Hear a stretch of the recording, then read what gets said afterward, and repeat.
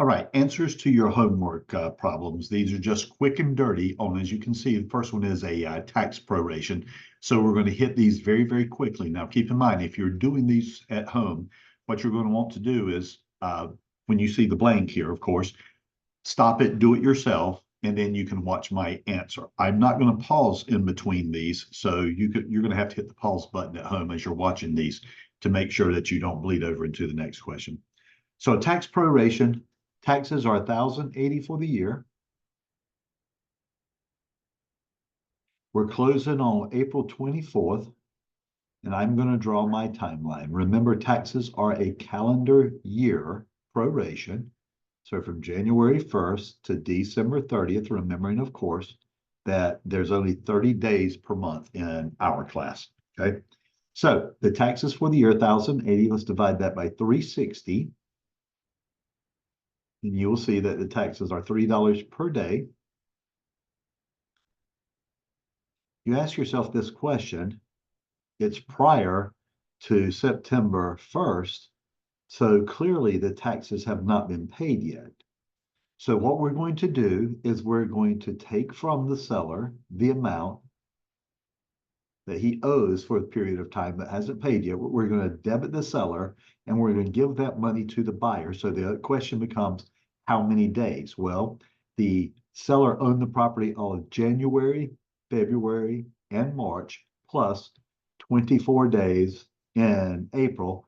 So what I have is that that's going to be 90 plus 24 is 114 days.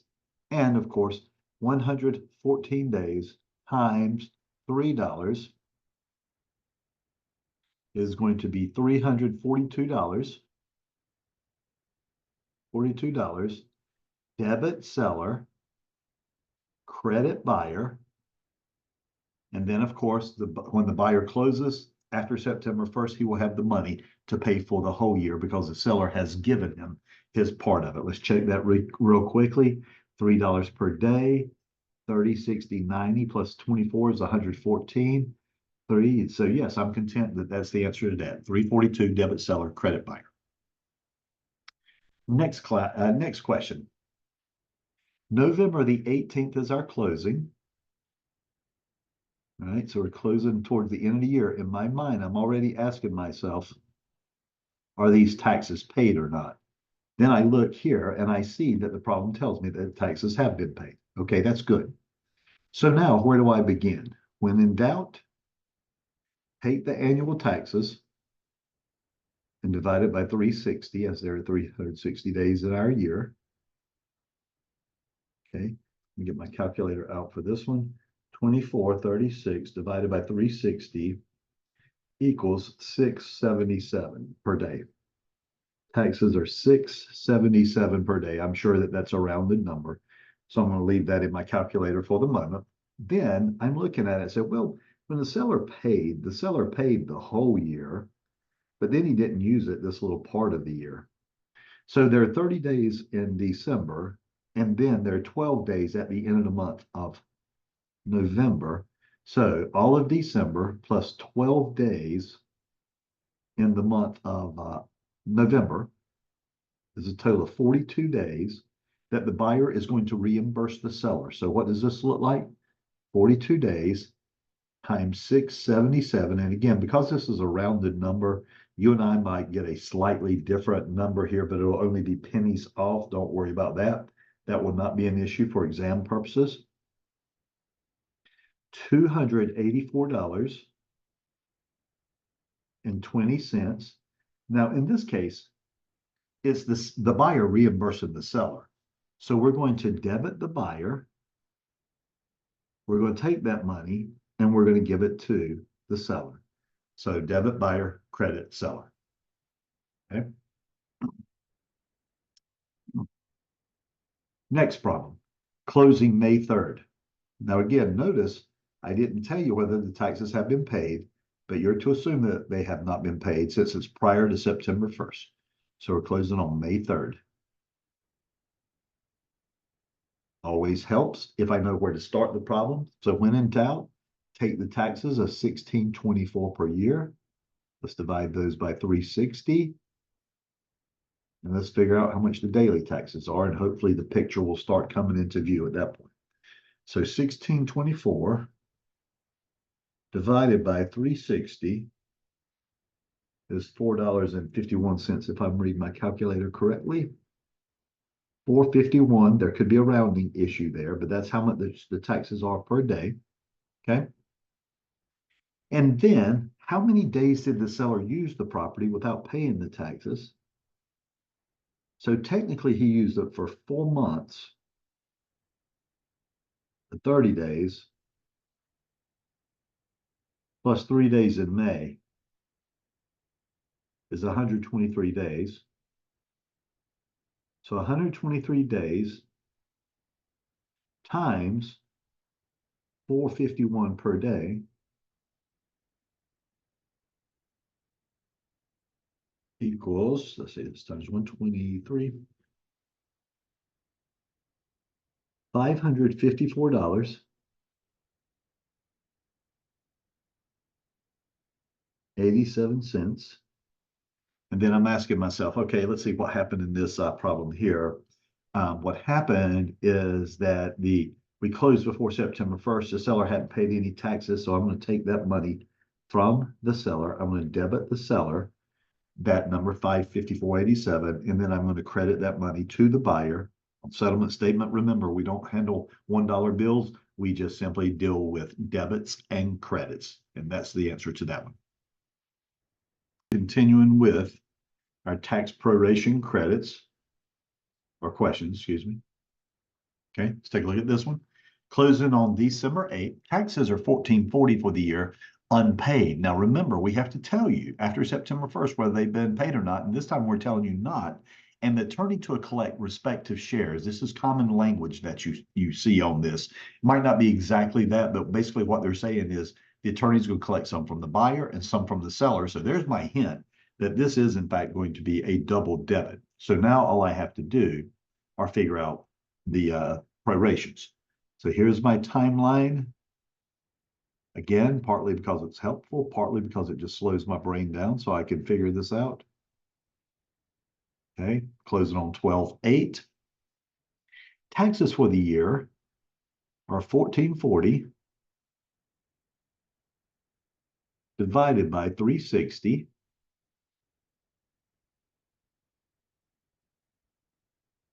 I want to say that's $4 per day.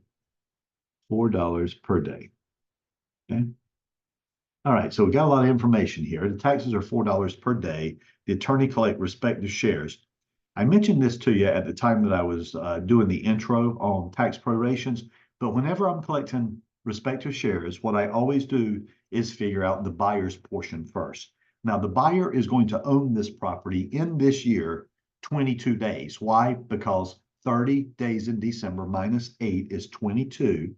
So the buyer is going to be responsible for 22 days at $4 per day. So it's going to be an $88 buyer debit.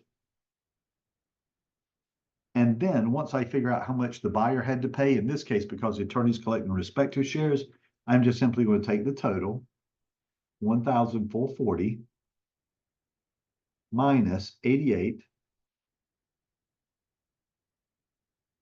And that will tell us that 1,440 minus 88 equals $1,352. And you go, well, daggone, the seller paid almost all the taxes for that particular year. That doesn't seem fair. Well, he also used the property for almost the whole year as well. So this is going to be a seller debit as well, what we refer to as a double debit. Why? Because it's late in the year and the taxes are unpaid. So the attorney's just going to collect the shares from both. All right. Let's do another one just real quickly now that you're starting to get the hang of this. We're closing on October 22nd. In my mind, I'm already thinking, oh, this is after September 1st. So the question has to tell me whether the taxes have been paid or not. So I look at the question and it says, oh, the taxes have been paid. Fine. That's going to help me know what to do with these taxes. So now let's go deal with them. 1836 divided by 360 360 days in a year.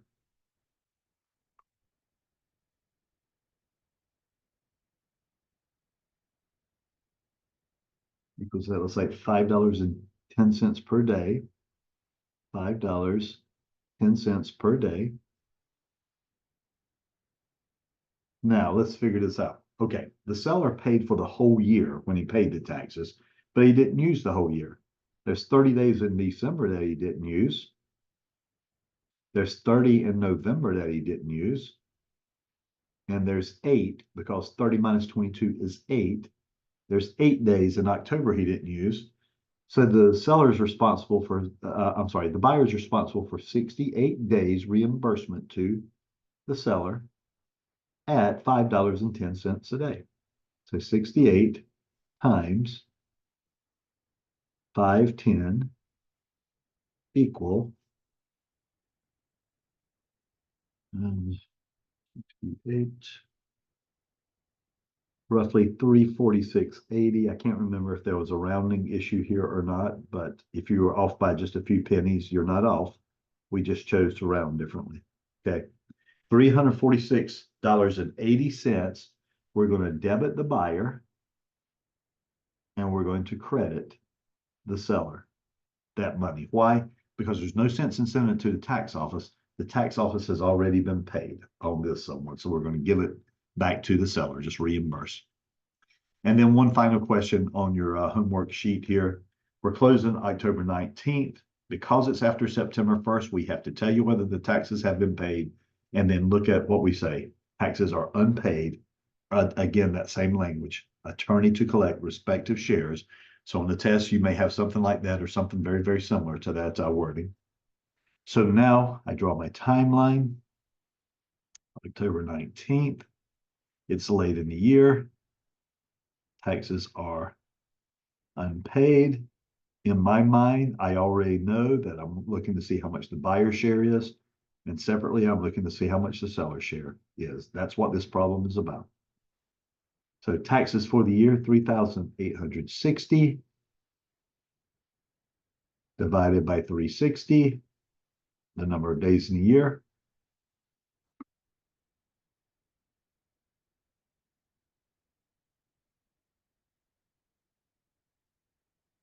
$10.72 per day. Not sure how rounding affects this, but $10.72 per day is what I'm using. Then I'm going to figure out, remember, when I do this one, I always figure out the buyer side first. So in this case, let's see, the buyer is going to be responsible for all of December. The buyer is going to be responsible for all of November.